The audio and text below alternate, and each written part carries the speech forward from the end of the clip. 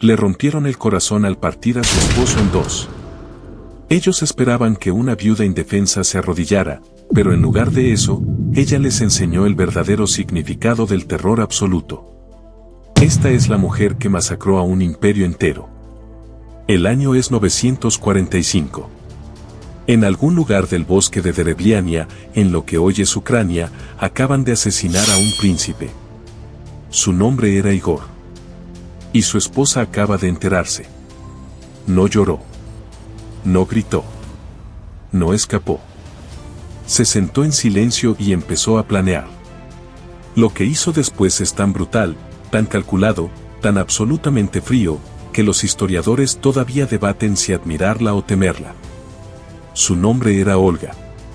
Y esta es la historia de la mujer más peligrosa del siglo X.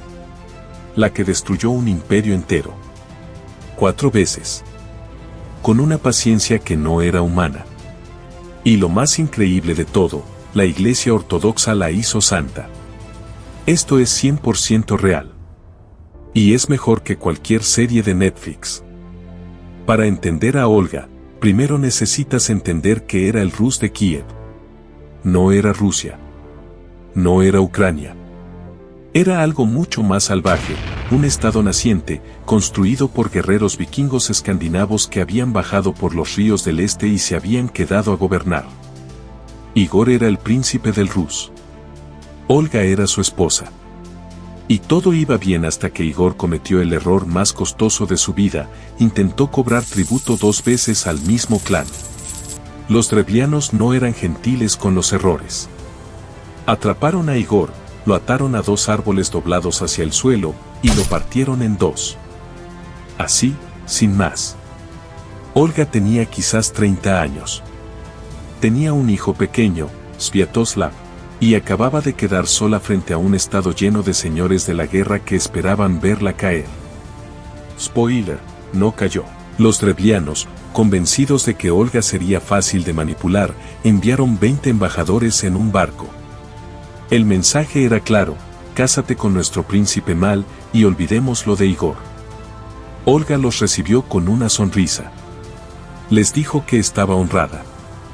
Que vendrían a buscarlos mañana para llevarlos en su barco hasta el palacio, con todos los honores. Esa noche, mandó cavar una fosa enorme en el patio. A la mañana siguiente, cuando los embajadores llegaron en su barco, los sirvientes de Olga agarraron el barco completo, y lo arrojaron dentro de la fosa. Con los hombres adentro. Y los enterraron vivos. Primera venganza. Fría. Calculada. Sin testigos inconvenientes. Olga entonces envió un mensaje a los drevlianos: necesito más embajadores. Sus mejores hombres. Para honrar al príncipe mal como merece. Llegaron. Olga los invitó a bañarse en un baño de vapor, una costumbre de la época. Un honor enorme. Los drevlianos entraron. Los sirvientes cerraron las puertas. Y prendieron fuego. Segunda venganza. Más embajadores que pedían paz. Más fuego. La tercera venganza es donde Olga escala a otro nivel. Les manda decir a los drevlianos que quiere ir a llorar sobre la tumba de Igor, como marca la tradición.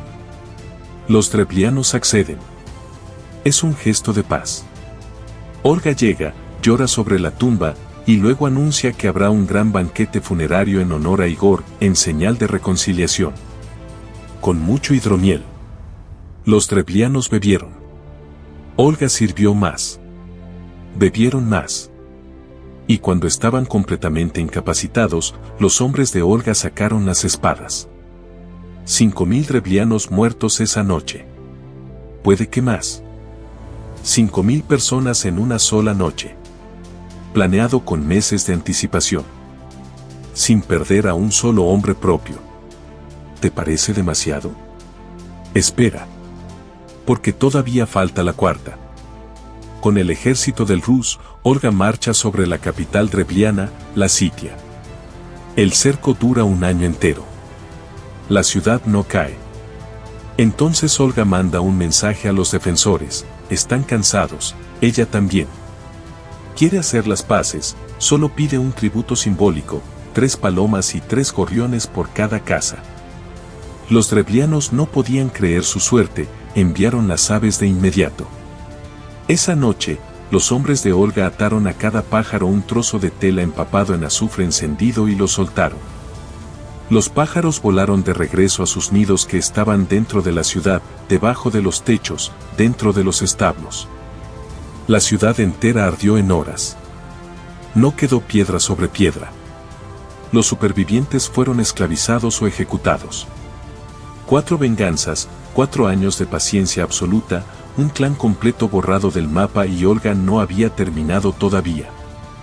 Olga gobernó el Rus durante más de una década como regente de su hijo Sviatoslav.